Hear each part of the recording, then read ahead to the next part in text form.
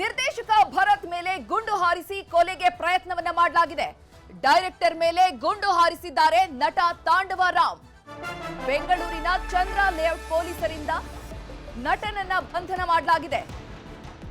ನಿರ್ದೇಶಕ ಭರತ್ ಮೇಲೆ ಗುಂಡು ಹಾರಿಸಲಾಗಿತ್ತು. ಡೈರೆಕ್ಟರ್ ಮೇಲೆ ಗುಂಡು ಹಾರಿಸಿದ್ರು ನಟ ತಾಂಡವ ರಾಮ್. ಬೆಂಗಳೂರಿನ ಚಂದ್ರ ಲೇಔಟ್ ಪೊಲೀಸರಿಂದ ಈಗಾಗಲೇ ನಟ ತಾಂಡವ ರಾಮನ್ನ ಬಂಧಿಸಲಾಗಿದೆ. ಮುಗಿಲ್ಪೇಟೆ ಸಿನಿಮಾದ ನಿರ್ದೇಶಕ ಭರತ್ ಹತ್ಯೆಗೆ ಯತ್ನವನ್ನ ನಡೆಸಲಾಗಿದೆ. ತಾಂಡವ ರಾಮ್ ಕೆಲವು ಧಾರಾವಾಹಿಗಳಲ್ಲೂ ಕೂಡ ನಟಿಸಿದಂತಹ ನಟ. ಚಂದ್ರ ಲೇಔಟ್ ಪೊಲೀಸರಿಂದ ತಾಂಡವ ರಾಮ್ನನ್ನ ಅರೆಸ್ಟ್ ಮಾಡಲಾಗಿದೆ. ಕೆಲ ಧಾರಾವಾಹಿಗಳಲ್ಲೂ ಕೂಡ ನಟಿಸಿದ್ರು, ಸಿನಿಮಾವನ್ನ ಕೂಡ ಮಾಡಿದ್ರು. ಮುಗಿಲ್ಪೇಟೆ ಎನ್ನುವಂತಹ ಸಿನಿಮಾದಲ್ಲಿ ನಟನೆಯನ್ನ ಮಾಡ್ತಾ ಇದ್ರು. ಈಗ ಮುಗಿಲ್ಪೇಟೆ ಸಿನಿಮಾದ ನಿರ್ದೇಶಕನಿಗೆ ಈಗ ಗುಂಡು ಹಾರಿಸಿ ಕೊಲೆ ಮಾಡಲಿಕ್ಕೆ ಯತ್ನವನ್ನ ನಡೆಸಿದ್ದಾರೆ. ಈ ಕುರಿತು ಚಂದ್ರ ಲೇಔಟ್ ಪೊಲೀಸ್ ಠಾಣೆಯಲ್ಲಿ ದೂರು ಕೂಡ ದಾಖಲಾಗಿದೆ. ಚಂದ್ರ ಲೇಔಟ್ ಪೊಲೀಸರಿಂದ ತಾಂಡವ ರಾಮ್ನನ್ನ ಅರೆಸ್ಟ್ ಮಾಡಲಾಗಿದೆ.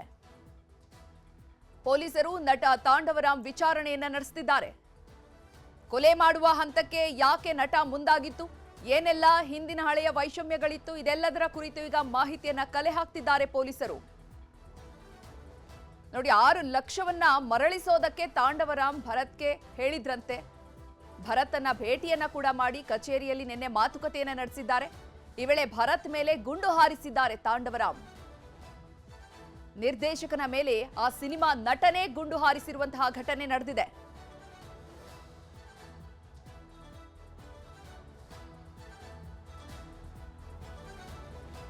ಅದರಲ್ಲಿ ಈಗಾಗಲೇ ಆರೋಪಿ ಏನಿದ್ದಾನೆ ಆತನನ್ನು ಬಂಧಿಸಲಾಗಿದೆ ಮತ್ತು ಈ ಕೃತ್ಯಕ್ಕೆ ಬಳಸಿರ್ತಕ್ಕಂತಹ ಒಂದು ಲೈಸೆನ್ಸ್ಡ್ ವೆಪನ್ DBBL ಗನ್ ಏನಿದೆ ಅದನ್ನು ಕೂಡ ಈಗ ಸೀಸ್ ಮಾಡಲಾಗಿದೆ. ಅದು ಈಗ ನೀವೇ ಹೇಳಿದ ಹಾಗೆ ಈ ಸಿನಿಮಾ ಪ್ರೊಡಕ್ಷನ್ಲಾಗಿರ್ತಕ್ಕಂಥ ಭಿನ್ನಾಭಿಪ್ರಾಯಗಳ ಹಿನ್ನೆಲೆಯಲ್ಲಿ ಹಣಕಾಸಿನ ವ್ಯವಹಾರದಲ್ಲಿ ಆಗಿರ್ತಕ್ಕಂಥ ಘಟನೆ ಅಂತೇಳಿ ಪ್ರಾರಂಭಿಕ ಇದರಲ್ಲಿ ಗೊತ್ತಾಗಿದೆ. ಪ್ರಾಥಮಿಕ ತನಿಖೆಯಲ್ಲಿ ಇಂಟೆನ್ಷನಲ್ ಅಂತಲೇ ಗೊತ್ತಾಗಿದೆ, ಏರ್ ಫೈರ್ ಮಾಡಿರ್ತಕ್ಕಂಥದ್ದು, ಬಟ್ ಇಂಟೆನ್ಷನಲ್ ನಿನ್ನೆ ಆಗಿರ್ತಕ್ಕಂಥ ಘಟನೆ. ಅದರಲ್ಲಿ ಈಗಾಗಲೇ ಆರೋಪಿ ಏನಿದ್ದಾನೆ ಆತನನ್ನು ಬಂಧಿಸಲಾಗಿದೆ ಮತ್ತು ಈ ಕೃತ್ಯಕ್ಕೆ ಬಳಸಿರ್ತಕ್ಕಂತಹ ಒಂದು ಲೈಸೆನ್ಸ್ಡ್ ವೆಪನ್ DBBL ಗನ್ ಏನಿದೆ ಅದನ್ನು ಕೂಡ ಈಗ ಸೀಸ್ ಮಾಡಲಾಗಿದೆ. ಅದು ಈಗ ನೀವೇ ಹೇಳಿದ ಹಾಗೆ ಈ ಸಿನಿಮಾ ಪ್ರೊಡಕ್ಷನ್ಲಾಗಿರ್ತಕ್ಕಂಥ ಭಿನ್ನಾಭಿಪ್ರಾಯಗಳ ಹಿನ್ನೆಲೆಯಲ್ಲಿ ಹಣಕಾಸಿನ ವ್ಯವಹಾರದಲ್ಲಿ ಆಗಿರ್ತಕ್ಕಂಥ ಘಟನೆ ಅಂತೇಳಿ ಪ್ರಾರಂಭಿಕ ಇದರಲ್ಲಿ ಗೊತ್ತಾಗಿದೆ. ಪ್ರಾಥಮಿಕ ತನಿಖೆಯಲ್ಲಿ ಇಂಟೆನ್ಷನಲ್ ಅಂತಲೇ ಗೊತ್ತಾಗಿದೆ, ಏರ್ ಫೈರ್ ಮಾಡಿರ್ತಕ್ಕಂಥದ್ದು, ಬಟ್ ಇಂಟೆನ್ಷನಲ್ ನಿನ್ನೆ ಆಗಿರ್ತಕ್ಕಂಥ ಘಟನೆ. ಅದರಲ್ಲಿ ಈಗಾಗಲೇ ಆರೋಪಿ ಏನಿದ್ದಾನೆ ಆತನನ್ನು ಬಂಧಿಸಲಾಗಿದೆ ಮತ್ತು ಈ ಕೃತ್ಯಕ್ಕೆ ಬಳಸಿರ್ತಕ್ಕಂತಹ ಒಂದು ಲೈಸೆನ್ಸ್ಡ್ ವೆಪನ್ DBBL ಗನ್ ಏನಿದೆ ಅದನ್ನು ಕೂಡ ಈಗ ಸೀಸ್. ತಾಂಡವ ರಾಮ್ ನಿರ್ದೇಶಕನ ಹಣೆಗೆ ಗನ್ ಹಿಟ್ಟಿದ್ ಯಾಕೆ? ಹಣೆಗೆ ಗನ್ ಇಟ್ಟ ಕ್ಷಣ ನಿರ್ದೇಶಕ ಭರತ್ ಸ್ಥಿತಿ ಹೇಗಿತ್ತು? ನಟ ತಾಂಡವ ರಾಮ್ ಯಾಕೆಷ್ಟು ತಾಂಡವವಾಗಿದ್ದು? ಹೀರೋ ಡೈರೆಕ್ಟರ್ ಗಲಾಟೆಯ ಆ ಕ್ಷಣ ಏನಾಯ್ತು? ನ್ಯೂಸ್ 18ಗೆ ನಿರ್ದೇಶಕ ಭರತ್ ಎಕ್ಸ್ಕ್ಲೂಸಿವ್ ಮಾಹಿತಿಯನ್ನು ನೀಡಿದ್ದಾರೆ. ನ್ಯೂಸ್ 18 ಜೊತೆ ನಿರ್ದೇಶಕ ಭರತ್ ಮುಕ್ತವಾಗಿ ಮಾತನಾಡಿದ್ದಾರೆ. ಹೀರೋ ಡೈರೆಕ್ಟರ್ ನಡುವೆ ಗಲಾಟೆ ಯಾಕಾಯ್ತು ಅನ್ನುವಂತಹ ಕಾರಣವನ್ನ ಸ್ಪಷ್ಟಪಡಿಸಿದ್ದಾರೆ ನಿರ್ದೇಶಕ ಭರತ್. ನ್ಯೂಸ್ 18 ಜೊತೆಯಲ್ಲಿ ನಿರ್ದೇಶಕ ಭರತ್ ಮುಕ್ತವಾಗಿ ಮಾತನಾಡಿದ್ದಾರೆ. ಏನು ಕಾರಣಕ್ಕೆ ಈ ಒಂದು ಫೈರಿಂಗ್ ಆಯ್ತು ಸರ್? ಒಂದು 3 ಇಯರ್ಸಿಂದ ಸಿನಿಮಾ ದೇವನಾಂಪ್ರಿಯ ಅಂತ ನಡೀತಾ ಇತ್ತು. ಸೊ ತಾಂಡವ ರಾಮ್ ಅಂತ ಅವರೇ ನನ್ನ ಮನೆಗೆ ಬಂದು ಈ ಕತೆ ಮಾಡಬೇಕು ಅಂತ ಅವ್ರ ಹತ್ರ 1 ಲೈನ್ ಇತ್ತು. ಸೊ ಕಾಲ್ಡ್ ನೀವು ಚಿತ್ರಕಥೆ ಮತ್ತು ನಿರ್ದೇಶನ ಮಾಡಿ ಅಂತ ನಿಂತಿದ್ರು. ನಾನು ಓಕೆ ಅಂತ ಮಾಡ್ತಾಯಿದ್ದೆ. ಸೊ ಪಾಪ ಟೆಕ್ನಿಷಿಯನ್ಸ್ಗಳಿಗೆ ಅಮೌಂಟ್ ಹೋಗಿಲ್ಲ, ಕೆಲವೊಬ್ಬರಿಗೆ ಹೋಗಿದೆ, ಕೆಲವೊಬ್ರಿಗೆ ಹೋಗಿಲ್ಲ. ಪಾಪ ಇವ್ರಿಗೆ ಫೋನ್ ಮಾಡಿದ್ರೆ ಇನ್ಚಾರ್ಜ್ ಇವರೇ ಆಗಿದ್ದರಿಂದ ಇವರು ಯಾವುದೇ ರೀತಿಯಂಥ ರೆಸ್ಪಾನ್ಸ್ ಮಾಡ್ತಾ ಇರಲಿಲ್ಲ. ಸೊ ಅವರೆಲ್ಲ ನನಗೆ ಫೋನ್ ಮಾಡೋರು. ಆ್ಯಸ್ ಎ ಡೈರೆಕ್ಟರ್ ನನ್ನ ನಂಬಿ ಬಂದಿರುವಂಥ ತಂತ್ರಜ್ಞರು. ಸೊ ನಾನು ಅವ್ರ ಪರವಾಗಿ ನಿಂತು ಮಾತಾಡೋದು ಇದು. ಆಮೇಲೆ ನನ್ನ ಜೀವನನೂ ನಡಿಬೇಕಲ್ಲ. ಸೊ ಅದಕ್ಕೋಸ್ಕರ ನಾನೇನು ಮಾಡಿದೆ, ಈ ರೀತಿ ನಾನು ಬಂದು ಕೇಳೋಣ ಅಂತ ಪ್ರೊಡ್ಯೂಸರ್ಗೆ ಹೇಳಿದಾಗ ನೆನ್ನೆ ಅವ್ರು ಬಂದು ಕೂತ್ಕೊಂಡು ಮಾತಾಡ್ಬೇಕಾರೆ ನೀವು ಯಾರು ಕೇಳೋದಕ್ಕೆ ಹಾಗೆ ಹೀಗೆ ಅಂತ ಅವಾಚ್ಯ ಶಬ್ದದಿಂದ ಬೈದು. ಸರ್ ನಿನ್ನೆ ಮತ್ತೆ ಅವರು ತಾಂಡವೇಶ್ವರ ಅವರು ಆ ಕೋವಿನ ಎಲ್ಲಿಂದ ತಂದರು ಮತ್ತೆ ಫೈರ್ ಯಾಕೆ ಮಾಡುವಂತ ಚಕಮಕಿ ನಡೀತಾ ಇತ್ತು ಸರ್. ಆದರೆ ಅವರು ಅವಾಚ್ಯ ಶಬ್ದದಿಂದ ಬೈತಾ ಇದ್ರು. ನಾನು ಅಂತ ಇದ್ದೆ, ಬೇಡ ಸರ್ ಈ ರೀತಿ ಎಲ್ಲ ಮಾತಾಡಬೇಡಿ, ತಾಳ್ಮೆಯಿಂದ ಇರಿ ಅಂತ ಮಾತಾಡ್ತಾ ಇದ್ದೆ. ನೀನು ಯಾರು ಕೇಳೋದಕ್ಕೆ ಅನ್ನೋ ರೀತಿಯಲ್ಲಿ ಮಾತಾಡ್ಬಿಟ್ಟು ಅದನ್ನು ತಗೊಂಬಾರೋ ಅಂತ ಅಲ್ಲಿರುವಂಥ ಆಫೀಸ್ ಬಾಯ್ಗೆ ಹೇಳ್ತಾರೆ, ಅವ್ರ ಕಡೆಯವನು. ಆತ ಹೋಗ್ತಾನೆ ಕಾರಿಂದ ಅದನ್ನು ತರ್ತಾನೆ, ತಂದು ಪಕ್ಕದಲ್ಲಿ ಇಟ್ಕೊತಾನೆ. ನಾನೇನೋ ಹೆದರ್ಸೋದಕ್ಕೆ ತಂದಿಟ್ರು ಅಂತ ನಾನು ತಿಳ್ಕೊಂಡೆ. ಮಾತಾಡ್ತಾ ಏನೋ ಗುರಾಯಿಸ್ತಿ ಅಂತ ಎತ್ಕೊಂಡು ಹನೆಗಿಡ್ತಾರೆ. ನಾನು ಇದೇನು ಹಿಂಗಿಟ್ಬಿಟ್ನಲ್ಲ, ಟ್ರಿಗರ್ ಒತ್ತಕ್ಕೆ ಹೋಗ್ತಾರೆ, ನಮ್ಮ ಎಡಿಟರ್ ಅದನ್ನು ತಳ್ತಾರೆ, ಅದು ರೈಟ್ ಸೈಡ್ಗೆ ಹೋಗಿ ರಬ್ ಅಂತ ಬೀಳುತ್ತೆ. ಅದಾದ್ಮೇಲೆ ನನಗೆ ಹಾಗಾದ್ರೆ ನಿನ್ನೆ ಜಸ್ಟ್ ಮಿಸ್ ಫೈರಿಂಗ್ ಇಂದ ಅಂತ ಹಾಂ ಸರ್ ಅದು ಹೇಳ್ತೀನಲ್ಲ ಸರ್, ಫ್ರ್ಯಾಕ್ಷನ್ ಆಫ್ ಸೆಕೆಂಡ್ಸ್ ಅಲ್ವಾ. ಯಾಕೆ ನಂಬ್ಕೊಂಡು ಒಂದು ಜೀವ ಇರುತ್ತೆ ಅಲ್ವಾ, ಅದೆಲ್ಲ ತಪ್ಪು ಸರ್. ಯಾಕೆಂದರೆ ಇವತ್ತು ಮೀಡಿಯಾ ಇದೆ, ಪೊಲೀಸ್ ಇದೆ, ಚೇಂಬರ್ ಇದೆ ಅಲ್ವಾ. ನ್ಯಾಯ ಯಾರು ಬೇಕಾದ್ರೂ ಕೊಡಿಸ್ತಾರೆ, ಜೀವ ಯಾರು ಕೊಡೋಕ್ಕಾಗಲ್ಲ ಸರ್. ಇದು ದುಡುಕು ನಿರ್ಧಾರ ಅಂತೀನಿ. ಯಾಕೆಂದರೆ ತಾಳ್ಮೆ ಇರ್ಬೇಕು ಸರ್ ಮನುಷ್ಯನಿಗೆ. ಸರಿ, ಕಂಪ್ಲೇಂಟ್ ಮಾಡಿದ್ರಾ ನೀವು ಪೊಲೀಸ್ ಸ್ಟೇಷನ್? ಹೌದು ಸರ್, ನಾನು ಚೇಂಬರಿಗೆ ಫೋನ್, ನಿರ್ದೇಶಕರು ಇನ್ನೊಬ್ರು ನನ್ನ ಜೊತೆ ಇದ್ದರು, ಅವ್ರ ಹತ್ರ ಇದು ಮಾಡಿ NM ಸುರೇಶ್ ಹತ್ರ ಮಾತಾಡಿದಾಗ ಸರ್ ಅಂದರು ಹೋಗಿ ಒಂದು ಸತಿ ಕಂಪ್ಲೇಂಟ್ ಕೊಡಿ ಅಂತ ಅಂದರು. ನಾನು ಕಂಪ್ಲೇಂಟ್ ಕೊಟ್ಟಾಗ ಇಲ್ಲಿ ಭರತ್ ಸರ್ ಅಂತ ಸರ್ಕಲ್ ಇನ್ಸ್ಪೆಕ್ಟ್ರು ಅವರು ಬಂದು ಎಲ್ಲ ಇತ್ತುಕೊಂಡು ನೈಟ್ ಹೋಗಿ ಮಹಾಜರ್ ಮಾಡಿ ಒಂದು 4 hour ಅವ್ರನ್ನ ಒಂದು 3 ಗಂಟೆಗೆ ಅರೆಸ್ಟ್. ಸರ್, ನಿಮ್ಮಿಬ್ಬರ ಸಿನಿಮಾ ಯಾವುದು ಅಂತಿಲ್ಲ, ಸಿನಿಮಾ ಹೆಸರೇನು? ದೇವನಾಂ ಪ್ರಿಯ ಅಂತ. ಯಾರು ಹೇಳಿದ್ರು ಸರ್ ಅದು? ತುಂಬ ಆರ್ಟಿಸ್ಟ್ಗಳಿದ್ರು. ಯಾಕೆಂದರೆ 40% ಆಗಿದ್ದರಿಂದ ಇನ್ನೂ 60% ಉಳಿದಿದ್ದರಿಂದ ತುಂಬ ಜನ ಆರ್ಟಿಸ್ಟ್ ಇನ್ನೂ ಕಮಿಟ್ ಆಗಬೇಕಿತ್ತು. ಇದು ನಿರ್ದೇಶಕ ಭರತ್ ಅವರು ಹೇಳ್ತಿರೋದು. ಈಗಾಗಲೇ ಈ ಒಂದು ಫೈರಿಂಗ್ ಬಗ್ಗೆ ಒಂದು ಚಂದ್ರಲೇಔಟ್ ಪೊಲೀಸ್ ಠಾಣೆಯಲ್ಲಿ ಒಂದು ಪ್ರಕರಣ ಕೂಡ ದಾಖಲಾಗಿದೆ. ಮತ್ತೆ ಆರೋಪಿ ಏನು ತಾಂಡವೇಶ್ವರ ಇದ್ದಾರೆ ಆತನನ್ನು ಅರೆಸ್ಟ್ ಮಾಡಿ ಪೊಲೀಸರು ತನಿಖೆಯನ್ನು ಕೂಡ ಮಾಡ್ತಾ ಇದ್ದಾರೆ. ಕ್ಯಾಮರಾ ಪರ್ಸನ್ ಗುರುಶೇಖರ್ ಜೊತೆ ಮುನಿರಾಜು, ನ್ಯೂಸ್ 18 ಬೆಂಗಳೂರು. ಡೈರೆಕ್ಟರ್ ಮೇಲೆ ಗುಂಡು ಹಾರಿಸಿರುವಂತಹ ಈ ಪ್ರಕರಣಕ್ಕೆ ಸಂಬಂಧಪಟ್ಟಂತೆ ಹೆಚ್ಚಿನ ಮಾಹಿತಿಯನ್ನು ನೀಡಲಿಕ್ಕೆ ನಮ್ಮ ಪ್ರತಿನಿಧಿ ಮುನಿರಾಜು ನೇರ ಸಂಪರ್ಕದಲ್ಲಿ ಜಾಯ್ನ್ ಆಗಿದ್ದಾರೆ. ಮುನಿರಾಜು, ನಟ ಮತ್ತು ನಿರ್ದೇಶಕ ಇವರಿಬ್ಬರ ನಡುವೆ ಗಲಾಟೆ ನಡೀತಾ ಇತ್ತು. ಗುಂಡು ಹಾರಿಸುವ ಹಂತಕ್ಕೆ ಹೋಗ್ಲಿಕ್ಕೆ ಪ್ರಮುಖವಾಗಿ ಕಾರಣ ಏನು? ಏನೆಲ್ಲ ಅಪ್ಡೇಟ್ ಸಿಗ್ತಾ ಇದೆ?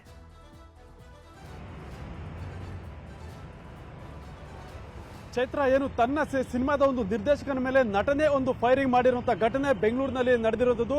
ಏನು ನಗರದ ಚಂದ್ರ ಲೇಔಟ್ನಲ್ಲಿ ನಿನ್ನೆ ರಾತ್ರಿ ಈ ಒಂದು ಇನ್ಸಿಡೆಂಟ್ ಆಗಿದ್ದು, ಈಗಾಗಲೇ ಈ ಒಂದು ಗುಂಡು ಹಾರಿಸಿದಂತ ಯುವ ನಟ ಏನು ತಾಂಡವೇಶ್ವರ್ ಎಂಬಾತನನ್ನ ಪೊಲೀಸರು ಕೂಡ ಬಂಧಿಸಿ ವಿಚಾರಣೆ ಮಾಡ್ತಾ ಇದ್ದಾರೆ. ಈ ಒಂದು ಘಟನೆಗೆ ಕಾರಣ ಏನಂತಂದ್ರೆ, ಏನು ನಿರ್ದೇಶಕ ಭರತ್ ಏನಿದ್ದಾನೆ, ಭರತ್ ಮತ್ತೆ ತಾಂಡವೇಶ್ವರ್ ಇಬ್ರು ಸೇರಿ ಒಂದು ಸಿನಿಮಾವನ್ನ ಮಾಡೋದಕ್ಕೆ ಒಂದು ಪ್ಲಾನ್ ಅನ್ನ ಮಾಡಿರ್ತಾರೆ. ಆ ಒಂದು ಸಿನಿಮಾಗೆ ದೇವನಾಂ ಪ್ರಿಯ ಅಂತೇಳಿ ಒಂದು ಹೆಸರನ್ನು ಕೂಡ ಇಟ್ಕೊಂಡು ಕಳೆದ 2 ವರ್ಷಗಳಿಂದ ಸಿನಿಮಾ ಶೂಟಿಂಗ್ ಕೂಡ ನಡೀತಾ ಇತ್ತು. ಆದ್ರೆ ಇತ್ತೀಚೆಗೆ ಆ ಒಂದು ಸಿನಿಮಾ ಶೂಟಿಂಗ್ ಡ್ರಾಪ್ ಆಗಿದ್ರಿಂದ ಆದಷ್ಟು ಬೇಗ ಸಿನಿಮಾವನ್ನ ಮುಗಿಸಬೇಕು ಅಂತೇಳಿ ನಿನ್ನೆ ಒಂದು ಮಾತುಕತೆ ಮಾಡೋದ್ರ ಬಗ್ಗೆ ಒಂದು ಚರ್ಚೆ ಕೂಡ ನಡೀತಾ ಇತ್ತು. ಏನು ಚಂದ್ರ ಲೇಔಟ್ನ ಏನು ನಿರ್ಮಾಪಕ ಒಂದು ಕುಮಾರಸ್ವಾಮಿ ಅವರ ಒಂದು ಕಚೇರಿ ಏನಿದೆ, ಆ ಒಂದು ಕಚೇರಿಯಲ್ಲಿ ಮೀಟಿಂಗ್ ನಡೀತಿರ್ಬೇಕಾದ್ರೆ ಈ ವೇಳೆ ಮಾತಿಗೆ ಮಾತು ಬೆಳೆದು ಒಂದು ಜಗಳ ಕೂಡ ಉಂಟಾಗಿದೆ. ಈ ಸಂದರ್ಭದಲ್ಲಿ ಭರತ್ ಮತ್ತೆ ಒಂದು ತಾಂಡವೇಶ್ವರ್ ನಡುವೆ ಒಂದು ಗಲಾಟೆ ಆಗಿ ಒಂದು ಸ್ವಲ್ಪ ಜೋರು ಮಟ್ಟದ ಗಲಾಟೆ ಕೂಡ ಆಗಿತ್ತು. ಈ ಸಂದರ್ಭದಲ್ಲಿ ಕಾರಿನಲ್ಲಿದ್ದಂತ ಒಂದು ಕೋವಿಯನ್ನು ತೆಗೆದು ಒಂದು ಭರತ್ ಅವ್ರ ಮೇಲೆ ಫೈರಿಂಗ್ ಮಾಡೋದಕ್ಕೆ ಕೂಡ ಏನು ಯುವ ನಟ ಮುಂದಾಗಿರುವಂತದ್ದು. ಆದ್ರೆ ಆ ಒಂದು ಸಂದರ್ಭದಲ್ಲಿ ಅಲ್ಲಿದ್ದಂತ ಒಬ್ಬ ಏನು ಎಡಿಟರ್ ಏನಿದ್ರೆ ಆತ ಒಂದು ಚಾಕಚಕ್ಯತೆಯಿಂದ ಆ ಒಂದು ಕೋವಿಯನ್ನ ಮೇಲಕ್ಕೆ ಒಂದು ಡೈರೆಕ್ಟ್ ಮಾಡ್ತಾರೆ. ಆ ಸಂದರ್ಭದಲ್ಲಿ ಗುಂಡು ಗೋಡೆಗೆ ತಗಲಿ ಆತ ಒಂದು ಪ್ರಾಣಾಪಾಯದಿಂದ ಪಾರಾಗಿರುವಂತದ್ದು. ಈಗಾಗಲೇ ಚಂದ್ರ ಲೇಔಟ್ ಪೊಲೀಸ್ ಠಾಣೆಯಲ್ಲಿ ಈ ಬಗ್ಗೆ ಒಂದು FIR ಕೂಡ ದಾಖಲಾಗಿದೆ. ಮತ್ತೆ ನಟ ಏನು ತಾಂಡವೇಶ್ವರ್ ಇದ್ದಾರೆ ಆತನನ್ನ ಅರೆಸ್ಟ್ ಮಾಡಿ ಒಂದು ಹೆಚ್ಚಿನ ವಿಚಾರಣೆ ಕೂಡ ಮಾಡ್ತಾ ಇರುವುದು. ಮತ್ತೆ ಇದೇ ಸಂದರ್ಭದಲ್ಲಿ ಭರತ್ ಅವರು ಕೂಡ ಕೆಲವು ಮಾಹಿತಿಗಳನ್ನ ಅಲ್ಲಿ ಹಂಚ್ಕೊಂಡಿದ್ದಾರೆ. ಅಂದ್ರೆ 6 ಲಕ್ಷ ಹಣ ಕೊಟ್ಟಿದ್ರು, ಹಣವನ್ನು ವಾಪಸ್ ಕೊಡೋದಕ್ಕೂ ಕೂಡ ಕೇಳ್ತಾ ಇದ್ರು ಅಂತೇಳಿ. ಆದ್ರೆ ಈ ಒಂದು ಸಿನಿಮಾ ಶೂಟಿಂಗ್ ಮತ್ತೆ ಸಿನಿಮಾಗೋಸ್ಕರ ಕೆಲಸ ಮಾಡಬೇಕಾದ್ರೆ ಅದು ಪೇಮೆಂಟ್ ರೀತಿ ಇರುತ್ತೆ. ಆದ್ರೆ ಸಾಲ ಆಗಿದ್ರೆ ಸಾಲವನ್ನು ವಾಪಸ್ ಕೊಡಬಹುದಾಗಿತ್ತು, ಆದ್ರೆ ಪೇಮೆಂಟ್ ಅನ್ನ ಯಾವ ರೀತಿ ವಾಪಸ್ ಕೊಡೋದಕ್ಕೆ ಆಗುತ್ತೆ ಅಂತ ಹೇಳಿ ಕೂಡ ಹೇಳ್ತಾ ಇರೋದು. ಮತ್ತೆ ಮಾತುಕತೆ ಸಂದರ್ಭದಲ್ಲಿ ಸ್ವಲ್ಪ ಕೆಟ್ಟದಾಗಿ ಒಂದು ಬೈಗುಳ ಕೂಡ ಬಯೋದಕ್ಕೆ ಶುರು ಮಾಡಿದ್ರು. ಇದನ್ನ ಪ್ರಶ್ನೆ ಮಾಡೋದಕ್ಕೆ ಅವರು ಕೋವಿಯಿಂದ ಶೂಟ್ ಮಾಡಿದ್ರು ಅಂತ ಹೇಳಿ ಕೂಡ ಒಂದು ಆರೋಪವನ್ನ ಮಾಡ್ತಾ ಇರೋದು. ಸದ್ಯ ಈಗ ಚಂದ್ರ ಲೇಔಟ್ ಪೊಲೀಸರು ಆರೋಪಿಯನ್ನ ಬಂಧಿಸಿದ್ದಾರೆ ಮತ್ತೆ ಹೆಚ್ಚಿನ ತನಿಖೆಯನ್ನು ಕೂಡ ಈಗ ಮಾಡ್ತಾ ಇದ್ದಾರೆ. ಚೈತ್ರ, ಧನ್ಯವಾದ ಮುನಿರಾಜು ತಮ್ಮೆಲ್ಲ ಮಾಹಿತಿಗಾಗಿ. ಉಡುಪಿಯ ಹೆಬ್ರಿ ಬಳಿ Naxal encounter, anti Naxal force attack, Naxal Vikram Gowda ಹತ್ಯೆ, 4 ನಕ್ಸಲರು ಎಸ್ಕೇಪ್ ಆಗಿ ಕಾರ್ಯಾಚರಣೆ, ನಕ್ಸಲ್ ಎನ್ಕೌಂಟರ್.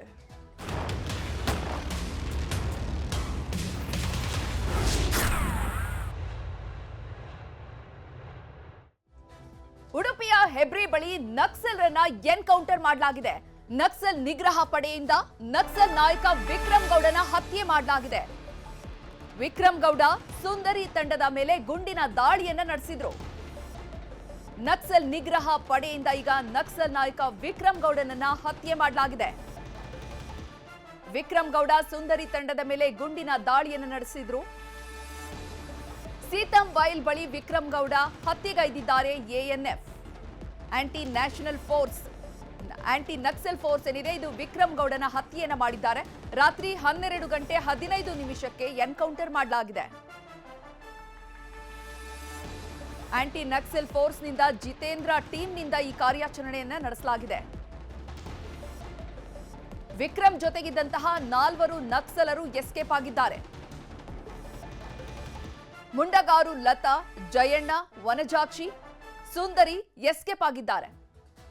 ಈ 4 ಜನ ಕೂಡ ವಿಕ್ರಮ್ ಗೌಡರ ಜೊತೆಯಾಗೇ ಇದ್ರು. ನಕ್ಸಲ್ ವಿಕ್ರಮ್ ಗೌಡ ಜೊತೆಗಿದ್ದಂತಹ ಈ 4 ನಕ್ಸಲರು ಸದ್ಯಕ್ಕೆ ಎಸ್ಕೇಪ್ ಆಗಿದ್ದಾರೆ. ವಿಕ್ರಮ್ ಗೌಡ ಜೊತೆಗೆ ಇದ್ದವರು ಇವರು.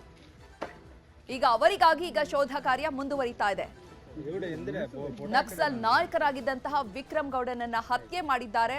ಆಂಟಿ ನಕ್ಸಲ್ ಫೋರ್ಸ್ನಿಂದ ಹತ್ಯೆ ಮಾಡಲಾಗಿದೆ.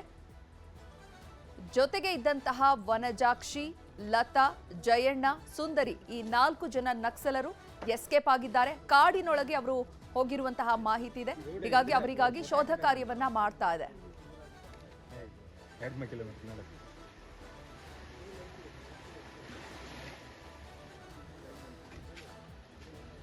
15 ವರ್ಷ ಆಗ್ಬೋದು, ಅದಕ್ಕಿಂತ ನಂತರ ಇಲ್ಲ ಈ ಕಡೆ. ಹೌದು, ಮೊದಲು ಅದೇ ಒಂದು 15 ವರ್ಷದ ಹಿಂದೆ ಮೊದಲು ಎಲ್ಲ ಇತ್ತು. ಅದ್ರ ಮೇಲೆ ಇಲ್ಲ.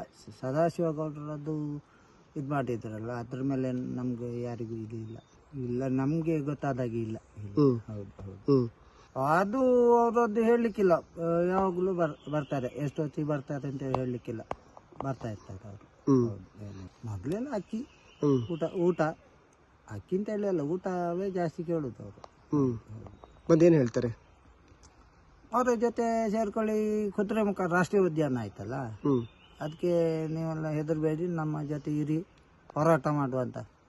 ಅವರು ಬಂದೂಕು ಹಿಡಿದು ಹೋರಾಟ ಮಾಡೋ ಯಾರು ಸಪೋರ್ಟ್. ಮೊದಲು ವಿಮೋಚನಾ ರಂಗ ಅಂತ ಬಂದಾಗ ನಾವೆಲ್ಲ ಬೆಂಬಲ ನಿಂತಿದ್ದೆ ಎಲ್ಲ. ಆಗ ಶೃಂಗೇರಿಯಲ್ಲಿ ಎಲ್ಲ ಹೋರಾಟ ಆಯಿತು. 15 ವರ್ಷ ಆಗ್ಬೋದು, ಅದಕ್ಕಿಂತ ನಂತರ ಇಲ್ಲ ಈ ಕಡೆ. ಹೌದು. ನಕ್ಸಲ್ ನಾಯಕ ವಿಕ್ರಮ್ ಗೌಡ ಎನ್ಕೌಂಟರ್ ಆದಂತಹ ಜಾಗದಿಂದ ನಮ್ಮ ಪ್ರತಿನಿಧಿ ಕಿಶನ್ ಎಕ್ಸ್ಕ್ಲೂಸಿವ್ ಆಗಿ ಮಾಹಿತಿಯನ್ನ ಕೊಡ್ತಾರೆ, ನೋಡೋಣ. ಕಬ್ಬಿನಾಲೆ ಅರಣ್ಯ ಭಾಗದಲ್ಲಿ ಕಳೆದ ಸಂಜೆ ಗುಂಡಿನ ಮೊರೆತ ಕೇಳಿದೆ. ಎಎನ್ಎಫ್ ತಂಡ ಮಾಡಿದಂತಹ ಕಾರ್ಯಾಚರಣೆಯಲ್ಲಿ ನಕ್ಸಲ್ ಮುಖಂಡ ವಿಕ್ರಮ್ ಗೌಡ ಹತನಾಗಿದ್ದಾನೆಂಬ ಮಾಹಿತಿ ಸದ್ಯಕ್ಕೆ ಲಭ್ಯ ಆಗ್ತಾ ಇರುವಂಥದ್ದು. ನಾವೀಗ ಕಬ್ಬಿನಾಲೆ ಅರಣ್ಯ ವ್ಯಾಪ್ತಿಯಲ್ಲಿ ಬರುವಂತಹ ಪಿತಬೈಲ್ ಎಂಬ ಪ್ರದೇಶದಲ್ಲಿದ್ದೇವೆ. ನೀವು ದೃಶ್ಯಗಳಲ್ಲಿ ಗಮನಿಸ್ತಾ ಹೋದರೆ ಈಗಾಗಲೇ DIG ರೂಪಾ, IG ಅಮಿತ್ ಸಿಂಗ್ ಕೂಡ ಬಂದಿದ್ದಾರೆ. ಸಾಕಷ್ಟು ಪೊಲೀಸ್ ಹಿರಿಯ ಅಧಿಕಾರಿಗಳು ಕೂಡ ಸ್ಥಳಕ್ಕೆ ಬಂದಿರುವಂಥದ್ದು. ಪ್ರಮುಖ ರಸ್ತೆಯಿಂದ ಸುಮಾರು 8 ಕಿಲೋಮೀಟರ್ ದುರ್ಗಮ ರಸ್ತೆಯನ್ನು ದಾಟಿ ಈ ಭಾಗಕ್ಕೆ ನಾವು ಬಂದಿದ್ದೇವೆ. ನೀವು ದೃಶ್ಯಗಳಲ್ಲಿ ಗಮನಿಸ್ತಾ ಹೋದರೆ ಸುತ್ತ ಕಾಡಿರುವಂಥದ್ದು, ಕಬ್ಬಿನಾಲೆ ಅರಣ್ಯ ವ್ಯಾಪ್ತಿ ಮುಂತಾದ ಅರಣ್ಯ ಭಾಗವನ್ನು ಕೂಡ ಹೊಂದಿರುವಂಥದ್ದು. ಕಳೆದ 1 ವಾರದಿಂದ ವಿಕ್ರಮ್ ಗೌಡ ಅವರ ತಂಡ ಇಲ್ಲಿ ಬೀಡು ಬಿಟ್ಟಿದೆ ಮತ್ತು ಇಲ್ಲಿನ ಅರಣ್ಯ ಅಂಚಿನ ಮನೆಗೆ ಆಹಾರಕ್ಕಾಗಿ ಮತ್ತು ದಿನಸಿ ಸಾಮಗ್ರಿಗಾಗಿ ಮನೆಗಳಿಗೆ ಬರ್ತಾ ಇದೆ ಎಂಬ ಮಾಹಿತಿಯನ್ನು ಎಎನ್ಎಫ್ ಪಡೆದುಕೊಂಡಿತ್ತು. ಹಾಗಾಗಿ ಕಳೆದ 1 ವಾರದಿಂದ ಎಎನ್ಎಫ್ ತಂಡ ಕೂಬಿಂಗ್ ಅನ್ನು ಮಾಡಿತ್ತು. ಕಳೆದ ಸಂಜೆ ಸುಮಾರು 5 ಮಂದಿಯ ತಂಡ ಇಲ್ಲಿನ ಪಕ್ಕದ ಮನೆಗೆ ಬಂದಿರುವಂಥದ್ದು. ಅದು ದಿನಸಿ ಸಾಮಗ್ರಿಗಳನ್ನು ಕೇಳಿಕೊಂಡು ಬಂದಿರುವಂಥದ್ದು. ಈ ಸಂದರ್ಭದಲ್ಲಿ ಎಎನ್ಎಫ್ ತಂಡ ಕಾರ್ಯಾಚರಣೆ ಮಾಡಿದೆ. ಸುಮಾರು ಮುಕ್ಕಾಲು ಗಂಟೆ 2 ಕಡೆ ಗುಂಡಿನ ಮೊರೆತ ಆಗಿದೆ, ಗುಂಡಿನ ಚಕಮಕಿ ಆಗಿದೆ.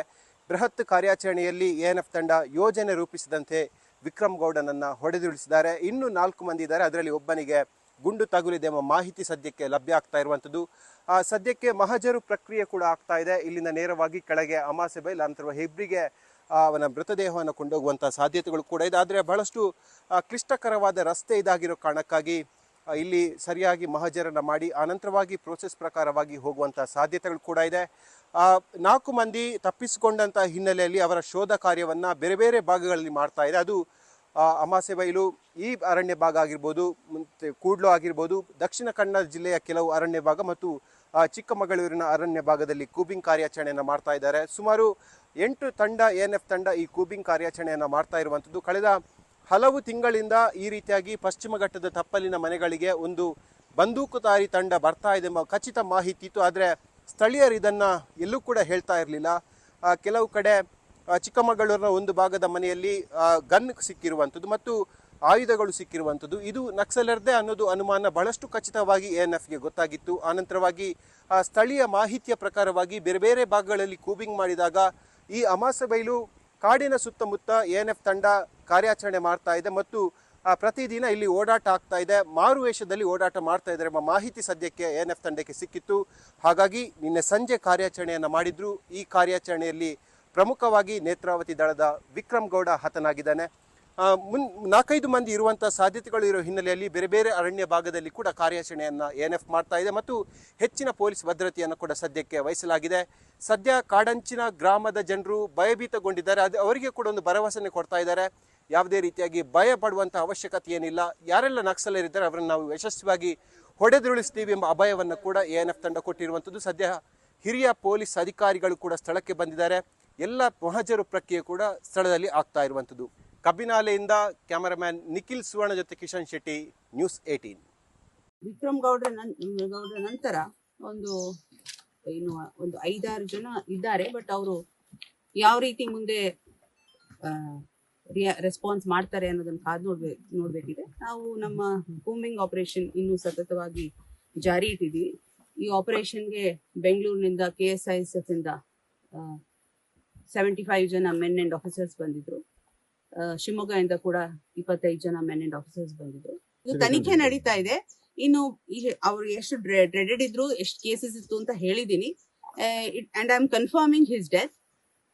ಸೊ ಆತ ಕಬಿನಿ ದಳಂ ಅನ್ನೋ ಒಂದು ದಳಕ್ಕೆ ಸೇರಿದವ.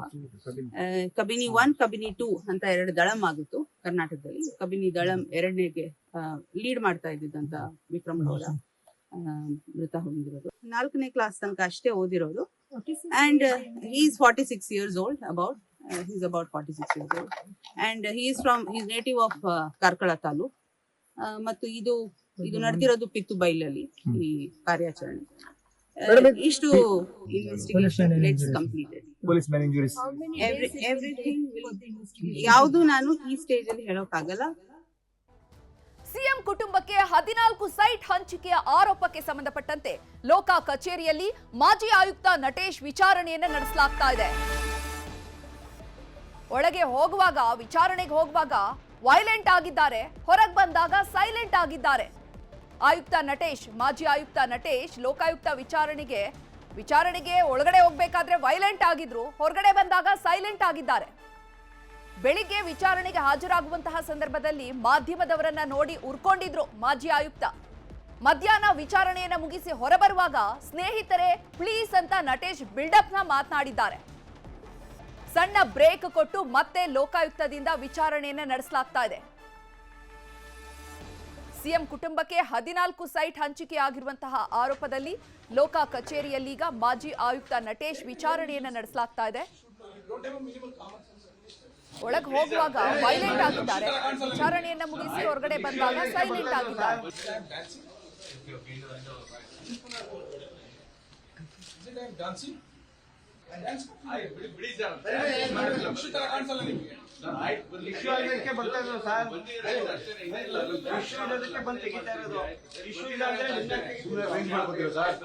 ಈಗ ಸ್ನೇಹಿತರೆ, ಈಗ ಊಟ ಮಾಡಕ್ಕೆ ಕೊಟ್ಟಿದ್ದೀರಿ, ವಿಚಾರಣೆ ನಡೀತಾ ಇದೆ. ತಮಗೆ ಗೊತ್ತಿದೆ ಈಗ ವಿಚಾರಣೆ ನಡೀತಿರೋದು ಯಾವುದು ಸತ್ಯ ಯಾವುದು ಅಸತ್ಯ ಅಂತ ಪತ್ತೆ ಹಚ್ಚಲಿಕ್ಕೆ ಸತ್ಯ ಅನ್ವೇಷಣೆಗೆ ಒಂದು ಇನ್ವೆಸ್ಟಿಗೇಟಿಂಗ್ ಏಜೆನ್ಸಿ ಕೆಲಸ ಮಾಡ್ತಾಯಿದೆ. ಸೊ ಅದಕ್ಕೆ ಏನೇನು ಪೂರಕ ಮಾಹಿತಿ ಕೊಡಬೇಕು, ಇನ್ಫಾರ್ಮೇಷನ್ ಕೊಡಬೇಕು, ನಾವು ಕೊಡ್ತಾ ಇದ್ದೀವಿ.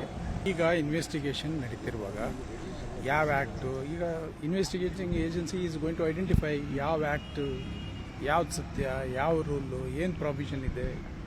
So it will comes out, truth will come ಔಟ್ನ. ನಿಮಗೂ ಗೊತ್ತಿದೆ, ನಾನು ಒಬ್ಬ ಅಧಿಕಾರಿಯ ಜೊತೆಗೆ ಒಬ್ಬ ಮಕ್ಕಳಿಗೆ ತಂದೆ ಇದ್ದೇನೆ, ಒಂದು ಫ್ಯಾಮಿಲಿಗೆ ಗಂಡ ಇದ್ದೇನೆ, ಅಪ್ಪ ಅಮ್ಮಂಗೆ ಮಗ ಇದ್ದೇನೆ, ಹೌದಲ್ಲ. So the kind of pressure my family me from past 3 to 4 months ಅದು ಅನುಭವಿಸಿರೋರಿಗೆ ಮಾತ್ರ ಗೊತ್ತಿರುತ್ತೆ. ಈಗ ಸ್ನೇಹಿತರೆ, ಈಗ ಊಟ ಮಾಡಕ್ಕೆ ಕೊಟ್ಟಿದ್ದೀರಿ, ವಿಚಾರಣೆ ನಡೀತಾ. ಇನ್ನು ಲೋಕಾಯುಕ್ತದಿಂದ ನಟೇಶ್ ವಿಚಾರಣೆಯನ್ನ ನಡೆಸ್ತಾ ಇದ್ದಾರಲ್ಲ, ಈ ಒಂದು ವಿಚಾರಕ್ಕೆ ಸಂಬಂಧಪಟ್ಟಂತೆ ಹೆಚ್ಚಿನ ಮಾಹಿತಿಯನ್ನು ನೀಡಲಿಕ್ಕೆ ನಮ್ಮ ಪ್ರತಿನಿಧಿ ಆನಂದ್ ನೇರ ಸಂಪರ್ಕದಲ್ಲಿ ಜಾಯ್ನ್ ಆಗಿದ್ದಾರೆ. ಆನಂದ್, ಈ ನಟೇಶ್ ಲೋಕಾಯುಕ್ತ ವಿಚಾರಣೆಗೆ ಹೋಗುವಂತಹ ಸಂದರ್ಭದಲ್ಲಿ ಮಾಧ್ಯಮದವರ ಮೇಲೆ ಗರಂ ಆಗಿದ್ಯಾಕೆ, ಮತ್ತೆ ಏನೆಲ್ಲ ವಿಚಾರಣೆ ನಡೆದಿದೆ, ಏನೆಲ್ಲ ಇನ್ಸೈಡ್ ಡೀಟೇಲ್ಸ್ ಸಿಗ್ತಾ ಇದೆ?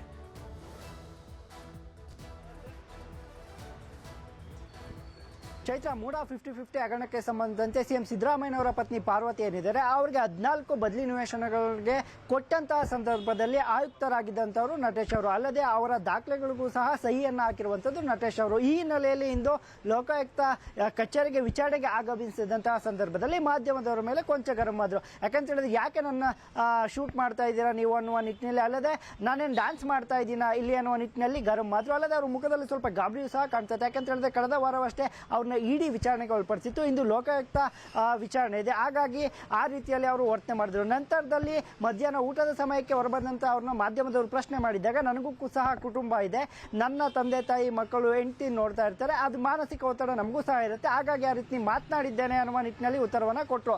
ಅಲ್ಲದೆ ಸದ್ಯಕ್ಕೆ ಏನು ಮೂಡ 50-50 ಹಗರಣಕ್ಕೆ ಸಂಬಂಧಂತೆ ಸಿಎಂ ಸಿದ್ದರಾಮಯ್ಯನವರ ಪತ್ನಿ ಪಾರ್ವತಿಗೆ ನೀಡಿರುವಂತಹ ಬದಲಿ ನಿವೇಶನದ ಕುರಿತಾಗಿ ಈಗ ಲೋಕಾಯುಕ್ತದಲ್ಲಿ ಡ್ರಿಲ್ ನಡೀತಾ ಇರುವಂಥದ್ದು. ಯಾಕಂತ ಹೇಳಿದ್ರೆ 14 ನಿವೇಶನಗಳನ್ನ ಕೊಟ್ಟಂತ ಸಂದರ್ಭದಲ್ಲಿ ಮೈಸೂರಿನ ಮೂಡ ಆಯುಕ್ತರಾಗಿದ್ದಂಥವರು ನಟೇಶ್ ಅವರು 4,000 ಚದರಡಿ ಜಾಗ ಕೊಡುವ ಜಾಗದಲ್ಲಿ 38,000 ಚದರಡಿ ಜಾಗವನ್ನು ಕೊಟ್ಟಿರುವಂಥದ್ದು ನಟೇಶ್ ಅವರು. ಯಾರ ಪ್ರಭಾವಕ್ಕೆ ಒಳಗಾಗಿ ಈ ಜಾಗವನ್ನು ಕೊಟ್ಟು, ಅಲ್ಲದೆ ಯಾವ ಕಾಯ್ದೆ ಅಡಿಯಲ್ಲಿ ಕೊಟ್ಟಿದ್ದಾರೆ, ಅಲ್ಲದೆ 60-40 ಅನುಪಾತದಲ್ಲಿ ಸಿಎಂ ಸಿದ್ದರಾಮಯ್ಯನವರ ಪತ್ನಿ ಪಾರ್ವತಿ ಅವರು ಸೈಟನ್ನು ಒಪ್ಪದಂತಹ ಸಂದರ್ಭದಲ್ಲಿ 50-50 ಅನುಪಾತಕ್ಕೆ ಯಾಕೆ ಇವರು ಅವರನ್ನ ಒಪ್ಪಿಸಿದ್ರು, ಯಾರ ಪ್ರಭಾವಕ್ಕೆ ಒಳಗಾಗಿ ಒಪ್ಪಿಸಿದ್ರು, ಇವೆಲ್ಲದರ ಕುರಿತಾಗಿ, ಅಲ್ಲದೆ 50-50 ಅನುಪಾತ ರದ್ದಾಗಿದ್ರು ಕೂಡ ಅದನ್ನೇ ನೀವು ಆಯ್ಕೆ ಮಾಡಿಕೊಂಡಿದ್ದು ಯಾಕೆ, ಈ ಎಲ್ಲ ಕುರಿತಾಗಿಯೂ ಕೂಡ ಈಗ ಸಂಕ್ಷಿಪ್ತವಾಗಿ ಅವರ ವಿಚಾರಣೆ ಲೋಕಾಯುಕ್ತ ಕಚೇರಿಯಲ್ಲಿ SP ಉದೇಶ್ ಅವರ ನೇತೃತ್ವದಲ್ಲಿ ನಡೀತಾ ಇರುವಂತದ್ದು. ಚೈತ್ರ, ಧನ್ಯವಾದ ಆನಂದ್ ತಮ್ಮೆಲ್ಲ ಮಾಹಿತಿಗಾಗಿ.